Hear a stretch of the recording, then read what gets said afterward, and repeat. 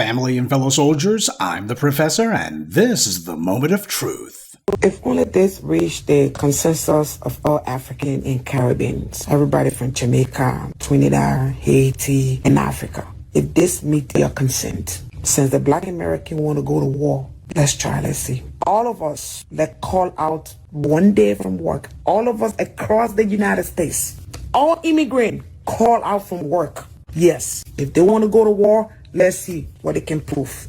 And also, all immigrants, like your businesses from all Black Americans, simple as that. Don't let them go into your grocery store. Don't let them go into your restaurant. Don't let them go into your salon. You want to go to war? We will. And also, we can ask all our African doctors, boycott all Black American treatment. Like I said, you don't want to go to war with African. Trust me. We are 54 freaking country. The population of African in the United States is more than your Black American population. Just so you know. This video has been making the rounds online, and given the subject of this morning's briefing, I decided to throw it in because it fits. Now, what you just heard is the voice of a tether. And not just a tether, but a scared one. And if she's talking about people going to war economically, well, she ought to know that if you add up the foundational Black Americans and the on-code Black immigrants, we got the tethers not only outnumbered, but also outclassed. And make no mistake, we have a lot of B1 immigrants among us, people who know the damage that tethers did in their home countries. And something else to be clear about, when you hear this heifer saying that she wants to go to war with foundational Black Americans, if you were to substitute any other African ethnic group in there, do you seriously think that she would be talking any differently? See, this is what's been going on in Africa for the longest time. This is the way the tethers and bootlicks and morons have divided Africa to make it easy prey for every gang of invaders who's ever come along. Tethers are the epitome of self-hate, and they've been hating themselves, hating being Black, long before they came here. And since we're on the subject of business, not to toot our own horn, but let's understand something. Foundational Black Americans in particular, we're the ones who made the term Black a brand name. This is not to say that we're the only ones who have had pride in being Black, but it wasn't a brand name until we made it one. Tethers damn sure didn't make Black a brand for anything except for shame, because all they do is play along with every anti-Black narrative there is. They spend all their time saying that Black is a bad thing. And it's redundant for one of these clowns to say that she wouldn't spend money with us. Tethers don't spend money with other Black people, even in Africa or the Caribbean. That's why Black people in those places can't get anything going. They don't buy from each other. And they brought that same failed self-hating nonsense here. Talking about boycotting us, that threat is a joke. And as for boycotting African doctors, I don't know what tribe she's from, but I don't need any witch doctors. And grocery stores and salons, I don't know of even one African-owned grocery store anywhere. And whichever ones there are, if foundational Black Americans stopped going, they would be out of business. And I don't know how to break it to this bucket-mouth bootlick, but when it comes to salons, that's a place that Black women tend to go to, and in too many cases, go to Asian-owned salons. They're certainly not making it a point to bums rush the African ones. This woman doesn't know math either. Black immigrants are not half of the immigrant voters. But you notice how this tether went from saying African to saying immigrants? All immigrants call out from work. Yes, if they want to go to war, let's see what they can prove. And also, all immigrants, like your businesses from all Black Americans. She said, immigrants, lock your doors to Black Americans. This is what these tethers have been doing the whole time. This is what the tethers in the Congressional Black Caucus have been doing. What's happened here is our getting on code has made her scared enough where she's actually said what she's always thought. And make no mistake, this isn't anger that you're seeing from this fool. It's fear. Most manifestations of anger are rooted in fear. She feels like she's losing control, and she's right, because the days of the tethers being able to sit here and siphon money from the Black community is coming to an end. We are taking a hard-nosed and uncompromising approach to our power, and this is what it looks like. It is way past time that we untethered our dollars and untethered our votes, because when you spend your money with backstabbers or give them your political support, this is what you get. Does this tether seriously think that these immigrants from Latin America or Asia are going to go to whatever mythical African grocery store or salon that she claims to have in the U.S.? Really? Do you see the same Asians who rely on Black customers for their hair salons suddenly deciding that they're going to go to a Black hair care place? The only reason that these people have these businesses is because foundational Black Americans spent money with them. If we stop, they won't have anyone at all. This woman was stupid enough to use the word immigrant, but these other groups, they use that word as a punchline and they play these tethers for fools. You remember that video I posted of the African immigrant who was talking about how the Latinos he hired were trying to get him to fire the FBAs he had on the payroll? And they tried to get him to do it on the basis of some immigrant solidarity. Now, does anyone seriously think that that would ever work if some Nigerian told a Hispanic employer to fire all the Latino workers and he should hire the hard-working Africans instead? Apparently, this half-wit does. These immigrants are totally dependent on us. Now, we completely and thoroughly paid no regard to their immigration status because we were trying to get everybody on code to support Black businesses, to get them on code behind a Black First agenda, one that crossed all lines. But these immigrants were doing exactly the opposite. They wanted to take our money and give it to immigrants. They've been boycotting us the entire time. And now they're sitting here terrified that they're about to receive the same policy that they've been enforcing against us. And if you want proof of this, you need look no further than Richelieu Dennis, the tether who bought Essence. Richelieu made his millions off of Black people, specifically foundational Black American women. He damn sure didn't have Liberians or Nigerians or white people or Asians buying his hair care crap. And what did he do with it? He began using that money that he got from our community in order to empower everyone else. He used the money that was given to him by us to support and prop up people outside the community, people who come from communities and cultures that are openly and violently hostile toward us or to Black people in general. People who come here and deny being Black in many cases. And that's who he couldn't wait to put money in the hands of. And that's why these white companies were so eager to hop into bed with him. Richelieu Dennis had no problem for decades taking all of that money from FBA women, and then he used that buyership that he had amassed so he could sell his customer base to a white corporation for a huge profit, which is what he really wanted. You see, when someone sells a company, it's selling two things. The first is its product line, but those are easily able to be replaced. What's far more valuable than whatever intellectual property the company claims to have is the brand loyalty of their customers. That's what makes a company valuable. When Unilever bought Richelieu's sundial operation back in 2017, that wasn't even the end of their involvement with him.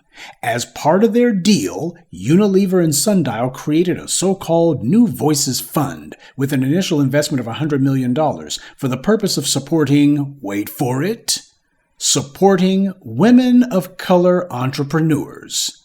So we've gone from brands aimed at Black women to now the deracinated women of color line. You knew that one was coming. And keep in mind, this was part of the deal that Richelieu had made with Unilever. This was the deal. It wasn't just that they were going to be handing him some money for his little crappy company. It's a matter of, but afterwards, we're going to get into bed together and this is what we're going to be doing. This was part of the deal. Well, since FBA women were the ones he relied on to buy his products and make him rich for so many years, obviously he was going to give back to the community that gave him everything, right? Of course not. Instead, he began bragging about how he was looking to put money into women entrepreneurs in West Africa. And this wasn't some accident or some oversight on his part. This was the entire plan. As he put it, quote, "The women who buy our products in the U.S. that enable us to make those investments in Africa are having just as difficult of a time on a different scale as entrepreneurs." Now, he pays lip service to the difficulty that Black American women have getting those kind of investor funds, but as we're going to see, he's placing a special emphasis on helping as many immigrants as he possibly can. So the FBA customers he had in the U.S. were the ones funding what he really wanted to do, which was to put all of those millions and millions of dollars of FBA money into Africa. And was he doing this to finally create the great Pan-African alliance? Of course not. This was a tether in the U.S. trying to prop up other sellouts abroad. One of the people he decided to give money to was a Sudanese woman, and by that I mean she was born in Sudan. She's not Sudanese American. She began a business in Philadelphia making hair care products. So we got people here who are basically operating out of Richelieu's own playbook. This woman started a YouTube channel and she used it to bring awareness to the items that she was selling, and she actually got supplies for her little business from Africa. She wasn't trying to make opportunities for Black people in the U.S. She talked to one of Dennis's assistants and she was immediately told that she could have a meeting with him. Now, does anyone want to bet on who this Sudanese immigrant's customer base is? Another operation that Richelieu and his white backers put money into is Miel Organics, another hair care outfit that was bought by Procter & Gamble. Now, the woman who started this company was named Monique Rodriguez. So you got foreigners setting up hair care operations that black women in the U.S. are the customer base for. But Richelieu's not just putting money into women of color. There's also a couple of men of color, too. Luis Solis started a juice company. Like the Sudanese woman, Solis also got a meeting with Richelieu, this time at Richelieu's home in the Hamptons. And with all this, Richelieu had the nerve to say, if I had had a rich Dennis, I would have done what I did at Sundial not in 30 years, but in maybe 7 to 8 years.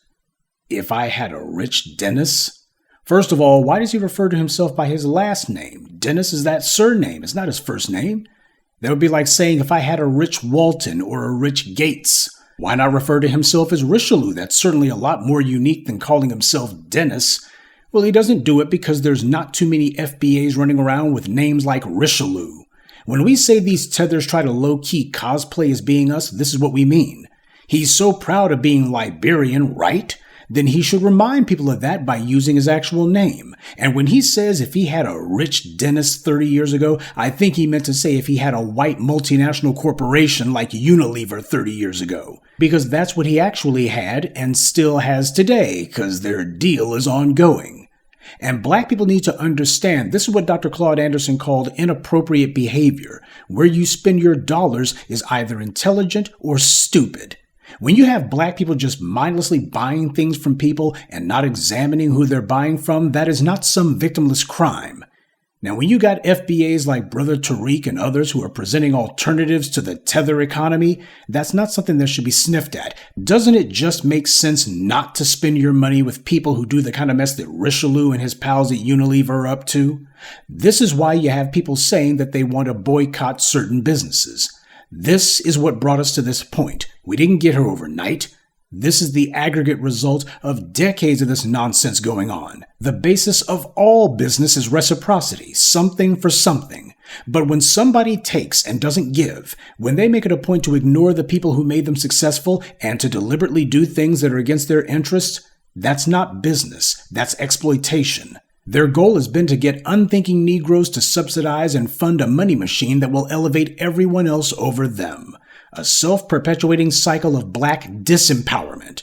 How can anyone justify spending money with people who go out of their way to ignore the very customers who made them successful, and then to intentionally prioritize everyone else, people who had nothing to do with their success? White supremacy believes in trying to pick and choose who the winners will be, and the tethers are trying to operate out of the same playbook and for the same purposes. It was money from foundational black Americans that made Richelieu Dennis a winner, and now he's taking that same money and effectively weaponizing it in order to choose who he wants to see win. And it's fellow immigrants like himself. He has not even sentimental attachment to us.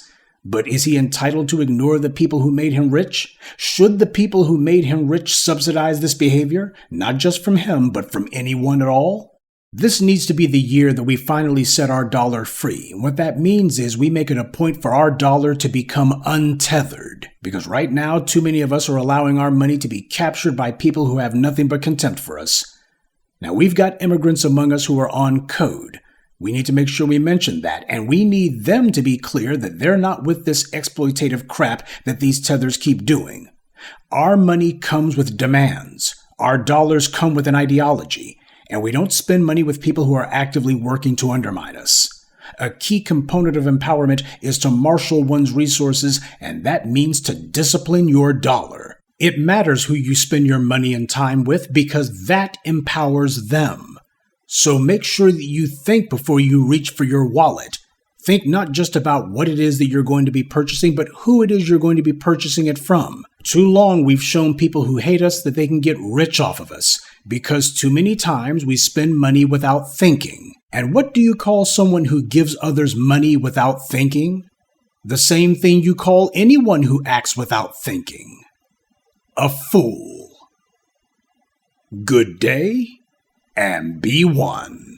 I'd like to take a moment to mention some of our contributors. Grayland Hooks, Karen Dorsey, Elaine Zanga, MR, and Nick Riddick. Salute to them and thank you to everyone for listening, liking, and sharing this message. Black empowerment only exists because of you.